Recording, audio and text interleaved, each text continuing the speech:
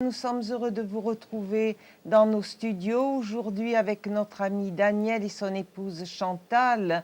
Ils ont un témoignage merveilleux et je voudrais justement insister sur une parole de l'Évangile qui est très importante et qui se trouve dans Matthieu 7, verset 7. « Demandez et l'on vous donnera, cherchez, vous trouverez, frappez et l'on vous ouvrira.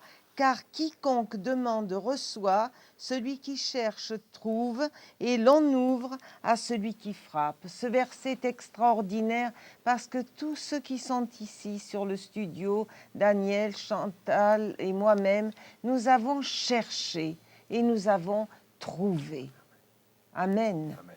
Et nous voulons le but de ces émissions en direct avec Jésus, et c'est pour que vous trouviez vous aussi ce que vous cherchez, parce que vous avez besoin de quelque chose de plus que vous n'avez pas encore trouvé. Et le témoignage de Daniel, qui est un témoignage très fort, va vous aider à réaliser que quand on cherche, on trouve. Et même si parfois on cherche de la mauvaise manière, eh bien Dieu va quand même nous conduire vers lui. Daniel, est-ce que maintenant tu es heureux d'avoir rencontré Jésus? Bien. Oui, bien sûr. Après des années où tu as été un chercheur, Oui. tu as cherché, tu as frappé et enfin tu as trouvé, Jésus s'est révélé à toi. Oui. Alors nous aimerions recevoir ton témoignage maintenant. Oui, eh bien, quand j'étais enfant, j'avais beaucoup de problèmes avec mes parents. Mon père, c'était un violent, il buvait. Et je me réfugiais dans les jupons de ma mère. Et puis, on avait une crainte qu'on y passe un jour. Et là, j'ai eu un problème quand j'étais à l'école, tout. J'ai pas pu apprendre à lire et écrire. Et j'ai sorti de l'école à 14 ans. J'ai été travailler avec mon père dans son chantier. Et j'étais comme mousse, tout. J'ai continué ma vie comme ça, agrandissant. Et après, j'étais comme grutier. J'ai conduit des grues. Et un jour, j'ai eu un accident. Je suis tombé du haut de la grue, entre les éléments en fer, sur une plaque de fer. Et là, tu avais quel âge? J'avais 20 ans. Et donc, on voit que tu es émotionné, rien que de raconter combien ton père était violent, Oui, ça a marqué beaucoup ma vie. à tel point que tu ne pouvais pas apprendre à Non, lire j'étais bloqué, oui. et ni écrire. Ni écrire, non. Et là, l'accident, c'était quelque chose d'important. Je suis tombé sur une plaque de fer, dans le À coma, combien de mètres de haut? une douzaine de mètres, peut-être plus. Et On a- c'était dans un chantier naval Non, c'est un chantier de bâtiment. en Normandie, Oui, je en crois. Normandie. Oui, au Havre. Oui. Exactement, oui. Et là, je suis parti directement à l'hôpital et j'ai le cerveau qui a explosé. J'ai eu un bras, j'ai manqué de le perdre, un rein, j'ai perdu, le dos bien esquinté. Et de là, j'ai perdu mes facultés. J'avais plus de facultés. Et j'étais 3 jours entre la vie et la mort. Et ils disaient à mes parents que je ne retrouverais pas mes facultés. Et Les là, médecins disaient. oui, et le chirurgien, tout ça, ils ont dit c'est fini pour lui, il ne retrouverait pas ses facultés. Et j'ai retrouvé une faculté, c'était vraiment un miracle. Et combien de temps tu restais dans le coma? Oh, presque un mois. Et tu te rappelles de ce coma? Je me souviens de quelque chose. J'ai vu quelque chose au pied de mon lit, quelque chose comme une présence de Dieu, mais je ne connaissais pas Dieu à ce moment-là. Il y avait une présence de Dieu. Dieu cherche tous les hommes. Et là, il me cherchait vraiment. Et je ne le connaissais pas. Et quand je me suis réveillé, j'ai retrouvé une faculté et j'ai repris un travail. Et un travail dans le chantier où j'étais, j'ai pas pu continuer, j'ai abandonné le travail et puis j'étais errant, j'allais dans les marais, je faisais un peu le braconnier. Et Je voyais Et que là, tu te sentais un peu perdu, complètement perdu, complètement. désemparé. Des ampères, oui. Et je cherchais même à des endroits pour me suicider. Je voyais les marais mouvants. Et je me suis dit c'est là que je vais finir ma vie. Parce qu'en fait, cette chute a été le détonateur d'une dépression.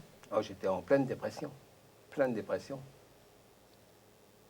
Et de là, j'ai un oncle, il voyait ma détresse et ce qu'il a fait, il a dit tu vas pas rester comme ça, il faut que tu trouves un petit travail, quelque chose, une activité. Et il avait des relations avec des gardiennages. Alors il m'a dit je vais te mettre là ici et tu vas trouver un travail. Et j'ai rentré comme gardien et j'ai fait mes rondes de gardiennage. Dans un lycée, Non, non, non, dans une usine. tout seul. Seul, oui, je fais des mes Et rondes. c'était pas un petit peu effrayant d'être seul le soir dans cette usine? Non, parce que je recherchais une solitude. Mhm. Mais, mais la solitude, c'était Dieu que je recherchais, mais je ne le connaissais pas. Et pendant ce temps-là, en cherchant Dieu, eh bien, j'ai pratiqué un peu la sorcellerie, qu'on appelle ça. J'ai cherché Dieu. J'ai vu que j'avais des amis qui faisaient tourner les verres. Alors j'ai fait ça. J'ai fait tourner les verres avec eux. Mhm. Et là, il y avait des réponses. Et je me suis Parce dit... que selon que les verres tournent, la question que vous avez posée, vous attribuez au nombre de coups. non, c'était des lettres. Ah oui, On mettait des lettres et dans les lettres, le verre il allait aux lettres. ah, d'accord, Et seul. tout Et, seul. oui, il allait aux lettres et là, il parlait, il disait des phrases. Et il y a des personnes, il écrit les choses et bon, mais c'est pas intéressant. Donc des personnes écrivaient Oui, oui. selon que les vers se Oui, dirigeaient oui, vers oui, les voilà, c'est ça. lettres. Oui. Et j'étais très très mal quand j'ai fait ça. J'étais très mal et je disais, et c'est le mal. Et pour moi, c'était vraiment le mal. Et je dis, il y a le mal, mais il y a le bien. Et le bien, c'est Dieu. Et j'avais compris ça. Et ça, c'était qui? Satan. C'est- C'était l'adversaire. L'adversaire, bien sûr. L'occultisme, Oui, c'est oui, Satan, c'est c'est Satan. l'adversaire. Complètement, complètement. Et il y a beaucoup de personnes qui sont voilées de ça. Qui ne se rendent pas non, compte. ils se rendent pas compte. Mais qui cherchent. Mais je pense que dans leur cœur, il doit être très très mal. Parce que moi, j'étais très mal et je pense qu'il n'y avait pas la route pour eux. C'était pas la direction, sûr. Et alors, comment tu as été conscient de cela? Eh bien, quand je faisais mes rondes la nuit, comme ça, eh bien, j'ai cherché Dieu.